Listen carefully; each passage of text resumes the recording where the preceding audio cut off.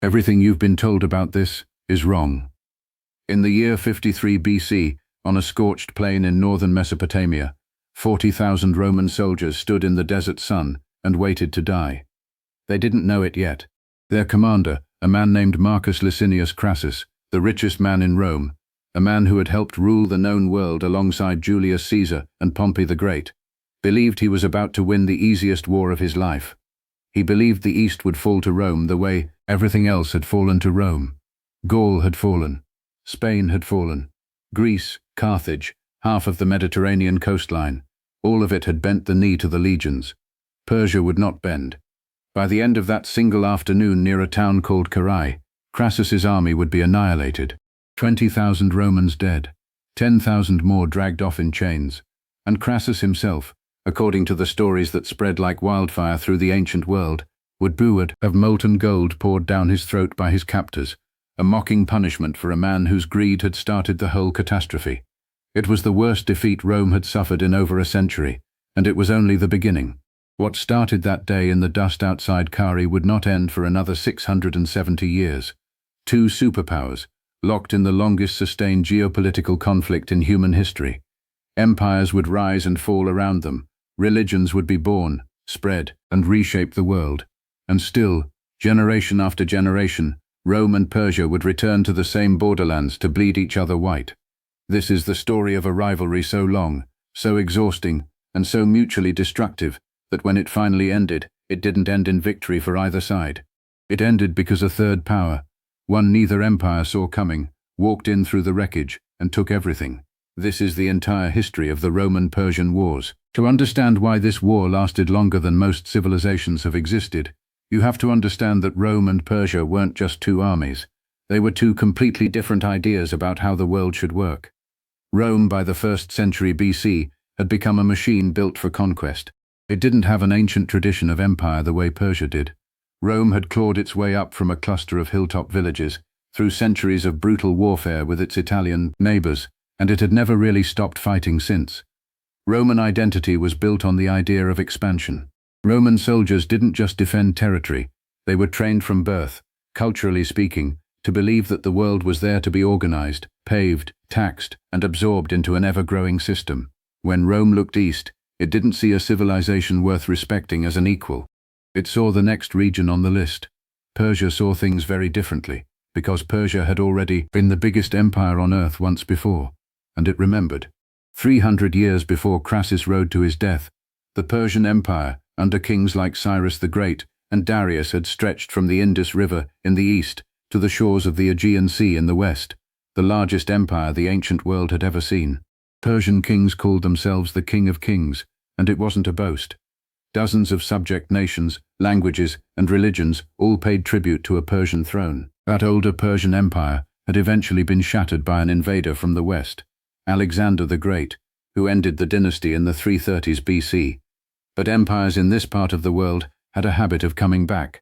By the time Rome started paying serious attention to the east, a new Persian power had reasserted itself, the Parthian Empire. The Parthians were originally a nomadic people from the steppes north of Persia, horse warriors who had moved in, adopted much of the old Persian imperial identity, and rebuilt a kingdom that once again ran from Mesopotamia deep into Central Asia. They weren't the same royal family as the old Achaemenids, but they claimed the same legacy. They saw themselves as heirs to the idea that a king of kings belonged on a throne in the east, ruling as an equal to any power on earth, including, eventually, Rome.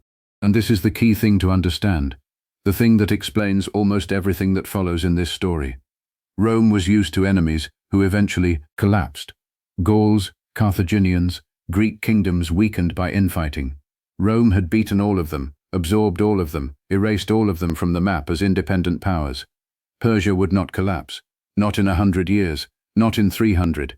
Persia, in one form or another, would be there at the end of Rome's fight in the east, still standing, still a king of kings on a Persian throne, even after Rome itself had fractured, and its western half had crumbled into ruins. This was not a war Rome was going to simply win. This was a war Rome was going to have to live with. So let's go back to Crassus and to Carrhae, because that catastrophe set the tone for everything that followed. Crassus was not a soldier by trade so much as a businessman with an army. He'd made his fortune buying up burning buildings in Rome for cheap and putting out the fires with his own private fire brigade, then charging outrageous fees. He was fabulously wealthy, but wealth wasn't enough. Pompey had military glory. Caesar was carving out a legend in Gaul. Crassus wanted his own conquest to point to. So in 53 BC, without much real provocation, Crassus marched roughly 40,000 men into Parthian territory, aiming for the heart of Mesopotamia.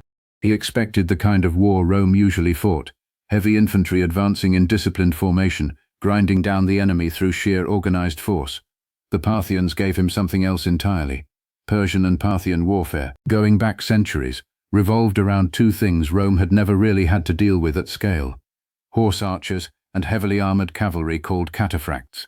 The horse archers were lightly armored riders who could gallop in close, fire a devastating volley of arrows, and wheel away before Roman infantry could ever close the distance to fight them hand to hand. The cataphracts were the opposite. Riders and horses both covered head to toe in armor, essentially ancient tanks, capable of smashing through infantry lines that horse archers had already softened up. At Carrhae, the Parthian commander, a nobleman named Sharina, used both together in near-perfect coordination. Roman legionaries, trained for close combat, found themselves stuck in the open desert, unable to catch a mobile enemy that simply rode circles around them, raining arrows down for hours. Every time the Romans thought the Parthians must be running low, Sharina revealed his secret: camels loaded with an apparently endless resupply of arrows. Crassus's own son led a cavalry charge to break the encirclement, and was surrounded and killed, his head mounted on a spear and paraded before the horrified Roman lines. By sunset, the army was shattered. Crassus himself died in the retreat, killed during a peace negotiation that collapsed into a brawl. The Parthians took the legion's silver eagle standards, the sacred symbols each Roman legion carried into battle, the loss of which was considered a devastating national humiliation, and put them on display in a Persian temple. Carrhae did two things that echoed for the next 6 centuries. First, it proved to the entire ancient world that Rome was not invincible, that there existed a power in the East capable of not just resisting Roman legions, but destroying them outright in open battle. And second, it planted a psychological wound in Rome's national pride that would never fully heal. Those lost eagle standards became a symbol Roman leaders would obsess over for generations, a debt of honor that had to be repaid. Rome would spend the next several decades trying to erase the memory of Carrhae. It would take one of the most famous men in Roman history to finally get those standards back, not through war, but through something far stranger. After Carrhae, Rome descended into its own internal chaos. Crassus's death removed one leg of the power-sharing arrangement he'd held with Pompey and Caesar, and within a few years, Rome was tearing itself apart in civil war. Caesar crossed the Rubicon, defeated Pompey, became dictator, and was assassinated in 44 BC. More civil war followed.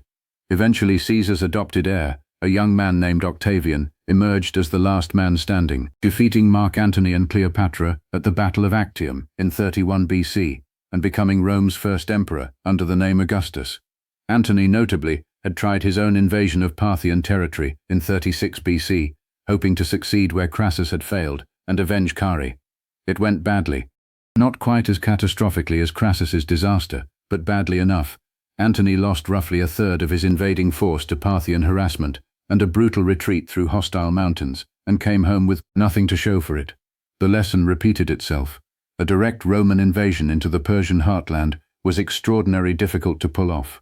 So Augustus, once he'd secured his position as emperor, tried something different. Instead of another doomed invasion, he negotiated. In 20 BC, through a combination of diplomatic pressure and a Parthian kingdom that was, at that moment, dealing with its own internal succession crisis, Augustus achieved something no Roman general had managed on the battlefield: the peaceful return of the captured legionary eagles from Carrhae, along with Roman prisoners who had survived decades in Parthian captivity. Augustus treated this as an enormous propaganda victory, and in fairness, it was a real diplomatic achievement. He minted coins celebrating the return of the standards. He commissioned artwork, most famously the breastplate on the statue known as the Augustus of Prima Porta, which shows a Parthian figure handing back a Roman standard. For Roman audiences, this closed the wound of Carrhae without requiring another catastrophic war. But here's the important nuance. This wasn't a conquest. Parthia hadn't been defeated. It had negotiated from a position where returning some old battle trophies and prisoners cost it very little. in exchange for reduced tension with Rome. The border between the two empires, roughly running along the Euphrates River, with the Kingdom of Armenia sitting as a contested buffer state between them, remained essentially unchanged. This pattern, intense conflict, followed by an uneasy peace centered on the same contested territories, would repeat itself for centuries. And Armenia, that buffer kingdom sitting awkwardly between the two superpowers, would become the flashpoint again and again, the little chess piece both empires fought to place their own preferred king upon. For a while, though, an uneasy peace held. Rome consolidated its empire under a line of emperors. Parthia dealt with its own internal instability, a recurring theme for the Parthian kings, whose empire was really more of a loose confederation of noble families than a tightly centralized state, which made it harder to fight sustained wars of conquest, but also, ironically, harder for Rome to ever fully knock out permanently, since there wasn't one single capital or command structure whose collapse would end the resistance. But peace between great powers rarely lasts, and when war came again, it came again over the same old flashpoint: control of Armenia. For the next 200 years, roughly from Augustus through the early 200s AD, the Roman-Parthian conflict settled into a grinding, repetitive rhythm worth understanding as a pattern, because that pattern explains why this war never really ended. Armenia's throne would become contested, a king dying without a clear heir, or one empire trying to install a friendly ruler. Parthia, needing Armenia as a buffer, would push its own candidate. Rome would push its own. Sometimes this triggered outright war. Sometimes a negotiated compromise, like the deal reached under Emperor Nero in the 60s AD, an Armenian king from the Parthian royal family, but one crowned personally by the Roman emperor. Nobody fully won, but both sides could claim they hadn't fully lost. Other times it triggered devastating invasions. Emperor Trajan, around 114 to 117 AD, pushed further into Parthian territory than any Roman before him, actually capturing the Parthian capital at Ctesiphon. For a moment it looked like Rome might finally do what Crassus had failed to do, but holding conquered Mesopotamia proved far harder than taking it. Revolts broke out behind Roman lines. Supply routes stretched thin across brutal terrain. Trajan died in 1117 AD, and his successor, Hadrian, far more cautious, famous for building walls rather than expanding frontiers, abandoned the new conquests almost immediately. The lesson Rome kept relearning, painfully, across the centuries. Rome could win battles in Mesopotamia. Rome could even capture Ctesiphon more than once. But Rome could never permanently hold the Persian heartland. Winning the war meant nothing if you couldn't win the peace that followed. Roman emperors kept trying anyway. Lucius Verus, co-emperor alongside Marcus Aurelius, launched another eastern campaign in the 160s AD that also captured Ctesiphon. But the soldiers brought home something more consequential than land. They carried back a devastating plague, likely smallpox, that killed millions across the empire and weakened Rome for a generation. A war over a few Mesopotamian cities ended up reshaping the demographic future of the entire Mediterranean. By the early 200s AD, the Parthian Empire, after roughly 4 centuries in power, was exhausted. Weakened by these repeated wars with Rome, worn down by internal noble rivalries that had always made it a looser, more fractious state than it appeared from the outside, Parthia was approaching collapse. And when it finally fell, it wasn't Rome that delivered the final blow. It was a Persian noble from the south, whose rebellion would give birth to an empire far more dangerous to Rome than anything that had come before. A regional Persian ruler named Ardashir, from the province of Persis in southern Iran, the same region where the ancient Achaemenid kings, Cyrus and Darius, had originated centuries earlier, rose up against the last Parthian king and defeated him in battle. Ardashir didn't just want to replace one Parthian noble family with another. He wanted to restore what he saw as true Persian glory, consciously modeling his new dynasty on the legendary Achaemenid Empire of old. This new dynasty was called the Sasanian Empire, and it would prove to be a completely different kind of opponent for Rome. Where the Parthians had ruled through a loose network of semi-independent noble families, the Sasanians built something far more centralized, a professional standing army loyal to the crown, an efficient bureaucracy, and Zoroastrianism promoted as something close to a state religion, giving the empire a unifying identity Parthia had lacked. And crucially, the Sasanian kings saw themselves as rightful heirs to the entire ancient Persian imperial tradition, including old Achaemenid claims to territory that included large chunks of what was now the Roman East. This was an existential difference. Parthia had mostly fought Rome over Armenia and border security. The Sasanians fought with a restored sense of imperial destiny, and Roman territory in Syria and Anatolia sat squarely inside what Sasanian kings considered their ancestral birthright. The first great Sasanian shock to Rome came under Ardashir's son and successor, Shapur I, arguably the most successful Persian monarch to ever face Rome in open war. Shapur inherited his father's centralized war machine and used it devastatingly. Rome, in the mid-200s AD, was going through what historians call the crisis of the 3rd century, a period of near-total collapse, with the empire cycling through dozens of short-lived emperors, rampant civil wars, economic collapse, and invasions on multiple frontiers simultaneously. It was, without exaggeration, one of the most dangerous windows in Roman history, a moment when the entire empire genuinely looked like it might disintegrate. Shapur exploited this chaos ruthlessly. He invaded Roman Syria multiple times, sacking the great city of Antioch, one of the largest and wealthiest cities in the entire Roman world, not once but on more than one occasion. And then, in 260 AD, Shapur achieved something that would echo through history as one of the single greatest humiliations Rome ever suffered. He captured a Roman emperor alive. Emperor Valerian marched east to deal with Shapur's invasions personally, leading a Roman army into Mesopotamia near the city of Edessa.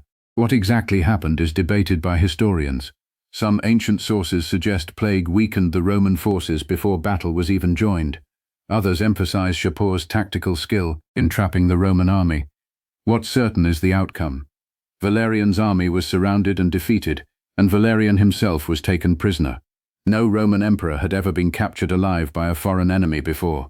It was almost unthinkable, the living embodiment of Roman state power, in enemy hands. And Shapur made sure everyone knew it. He commissioned massive rock reliefs, carved into Persian cliff faces, that still exist today, showing Shapur on horseback, with a captured Roman emperor kneeling before him. Later accounts, some possibly exaggerated, claimed Shapur used the captured emperor as a human footstool when mounting his horse. Whether every detail is accurate or not, the core fact was devastating enough on its own. A Roman emperor died a prisoner of Persia. It had never happened before. It would never happen again, but the memory never really left Roman consciousness. For a Persian king, this was the ultimate propaganda victory, tangible proof that the restored Sasanian Empire wasn't just Parthia under a new name. It was something genuinely capable of shattering Rome at its very core. Rome, remarkably, did not collapse from this humiliation. The empire clawed its way back from the chaos of the 3rd century under a series of tough, capable soldier emperors, culminating in the reforms of Diocletian, who essentially rebuilt the Roman state from the ground up in the 280s and 290s AD, reorganizing its administration, strengthening its military, and eventually splitting imperial authority between multiple co-emperors to make the vast territory more manageable to defend. And once Rome had stabilized, it turned back toward Persia, and this time it won decisively. In 298 AD, a Roman commander named Galerius, one of Diocletian's co-emperors, achieved a stunning reversal of fortune, a major victory over the Sasanian king Narsa, so complete that it forced Persia into a humiliating peace treaty, one that pushed the border significantly eastward in Rome's favor and gave Rome control over key territories and trade routes for decades to come. It's worth pausing here to notice something about the shape of this war so far. It wasn't a straight line. It wasn't Rome slowly grinding Persia down, or Persia slowly grinding Rome down. It was a pendulum, swinging wildly from one side's total triumph to the other's total humiliation and back again, generation after generation, with neither side ever landing a permanently decisive blow. Carrhae, catastrophic for Rome. Trajan's conquests, catastrophic for Parthia. Shapur capturing Valerian, catastrophic for Rome. Galerius crushing Narse, catastrophic for Persia. This pendulum would keep swinging for another 300 years, and as it swung, something else was changing in the background that would eventually transform the entire character of this war.